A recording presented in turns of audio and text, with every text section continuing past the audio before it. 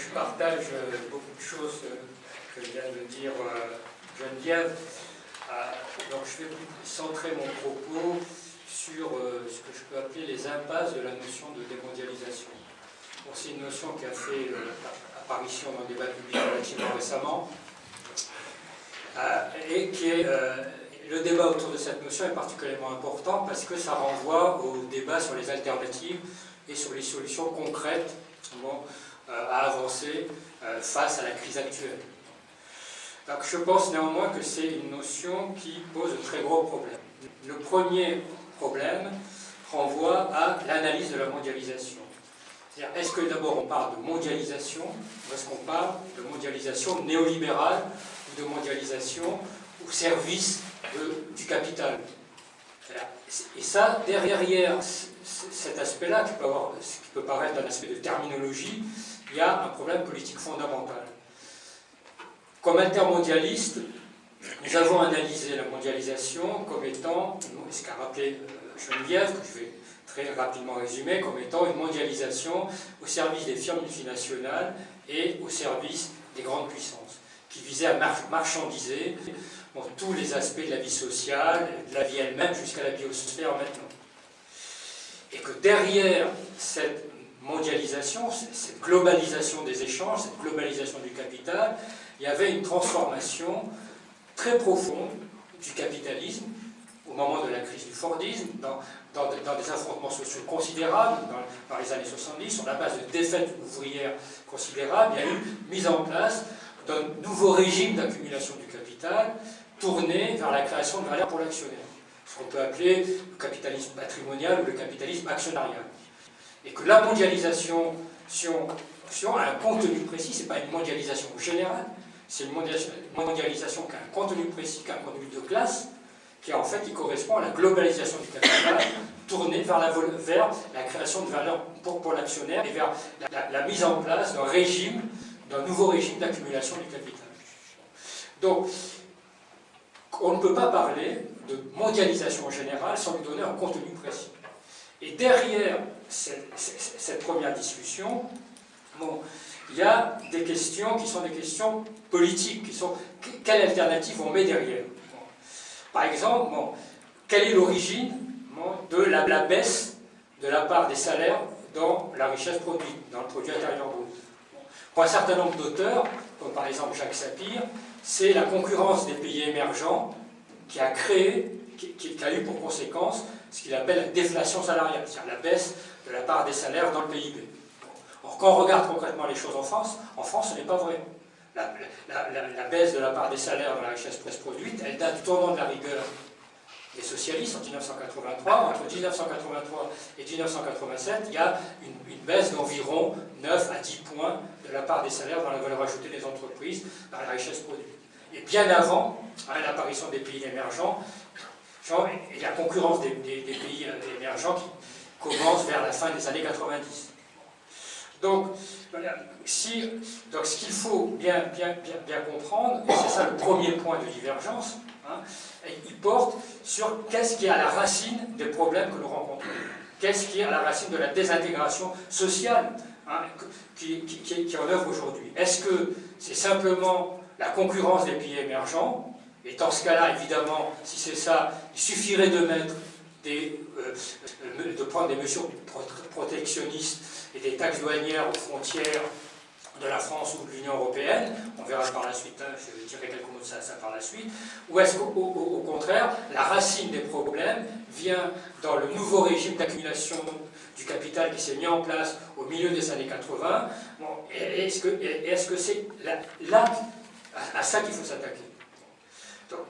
Pour résumer ce débat, est-ce qu'on est dans un débat, est-ce qu'on est dans un conflit de classe ou est-ce qu'on est dans un conflit entre pays? C'est ça la première divergence avec les partisans de la démondialisation. Quand on écoute, que ce soit Arnaud Montebourg, Jacques Sapir ou même Frédéric Lordon, ce qu'ils nous expliquent, c'est qu'aujourd'hui, le conflit principal, c'est un conflit entre pays et qu'il faut protéger la France contre les agressions qui viennent de l'extérieur, qui sont les Chinois, les Indiens, les Brésiliens, etc. etc. Ça, je pense que c'est une erreur d'analyse qui met de côté Bon, d'abord le rôle du capitalisme français à l'échelle internationale, c'est-à-dire que les usines qui sont délocalisées, ils sont délocalisés par des groupes européens ou par des groupes français, dans le cas de la France. Et les exportations qui viennent de Chine, elles sont essentiellement produites par des multinationales occidentales.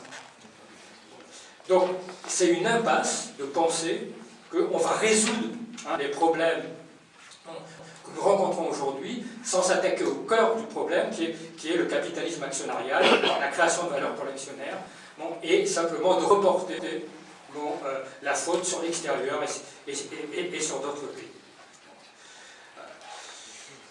Si on regarde les mesures qui sont proposées par rapport à ça, on voit que les premiers grands types de mesures renvoient à des mesures protectionnistes, soit aux frontières de l'Union européenne, soit aux frontières de la France. Alors, ces mesures, ce sont des mesures qui sont politiquement dangereuses et techniquement assez inefficaces. D'abord, je vais commencer par techniquement inefficace. Techniquement inefficace parce que ce type de mesure ne prend pas en compte la réalité du commerce international. La réalité du commerce international, aujourd'hui, c'est un commerce international qui est dominé par les firmes transnationales, à travers notamment les filiales et leurs filiales et les échanges que les filiales de ces firmes font entre elles. Aujourd'hui, les firmes transnationales, c'est la moitié du commerce des pays de l'OCDE, c'est-à-dire des pays les plus riches du monde. C'est à ça que ça correspond. Si on met des frontières, des taxes douanières aux frontières de l'Union européenne, qu'est-ce qui se passera? Ces firmes multinationales pourront faire deux choses. Soit utiliser jouer ce qu'on appelle les prix de transfert, c'est-à-dire les prix qui existent entre la maison mère et les filiales pour contourner ces taxes-là, soit investir directement au sein de l'Union européenne dans les pays qui sont les pays à bas coût du travail, notamment les anciens pays de l'Est. Donc il y a une possibilité de contournement de ces barrières douanières. Et donc la logique veut, évidemment, et c'est par exemple pour les plus cohérents des défenseurs de la démondialisation comme Jacques Sapir, ce qu'ils proposent eux, c'est de mettre des barrières douanières au niveau français, au niveau français. Et là, par exemple, si on prend ce qui se passe, ce que fait l'Allemagne. L'Allemagne, quand l'industrie automobile allemande, les Allemands, les constructeurs allemands produisent leurs voitures en pièces détachées dans les anciens pays de l'Est, ensuite font le montage final en Allemagne et réexportent leurs voitures dans l'ensemble de l'Europe. On voit bien qu'ils s'appuient en grande partie sur un coût du travail beaucoup plus bas qui existe dans les anciens pays de l'Est. Si on veut lutter contre ça du point de vue commercial, il faudrait mettre des barrières douanières autour de la France contre l'Allemagne. Le seul problème, c'est que l'Allemagne, c'est notre principal client. Et évidemment, je veux dire, c'est ça qu'oublient en général ceux qui proposent des barrières douanières, c'est qu'ils pensent que les autres ne vont rien faire. Or, en fait, ce que vont faire les autres pays si la France met des barrières douanières, c'est qu'évidemment, ils vont prendre des mesures de rétorsion. Et donc, ce qui se passera, c'est qu'on aura une aggravation de la concurrence entre les États au lieu d'avoir plus de solidarité. Et excusez-moi.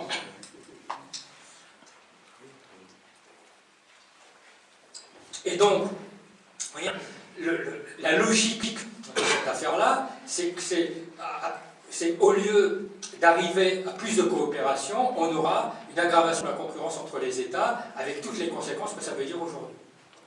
Donc ces mesures sont globalement une impasse.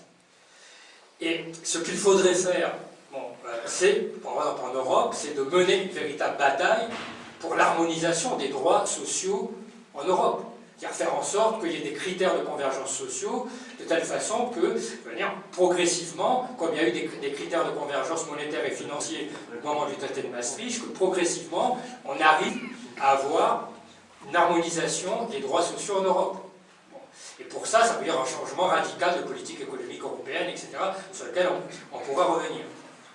Donc c'est tout à fait une autre logique que de mettre des barrières douanières. Bon, parce que mettre des barrières douanières, ça veut dire avoir des mesures de rétorsion, et ça veut dire, derrière, aggraver la concurrence entre les États. Et c'est ça qui est politiquement problématique.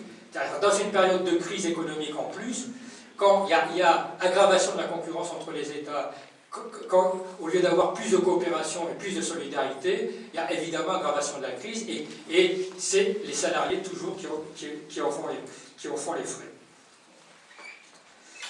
L'autre problème, qu'a évoqué Geneviève tout à l'heure, c'est là-dedans la place de l'État-nation et quel est disons, l'espace qui est politiquement pertinent pour engager des transformations sociales efficaces. Cette question divise les partisans de la démondialisation. Par exemple, Arnaud Montebourg, lui, est pour garder l'Union européenne, il n'est pas du tout pour la sortie de l'euro.